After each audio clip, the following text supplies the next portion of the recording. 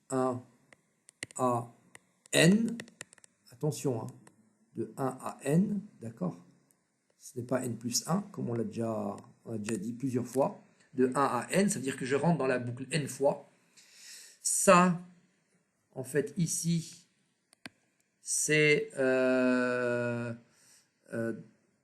n pourcentage i, c'est le reste de la division euclidienne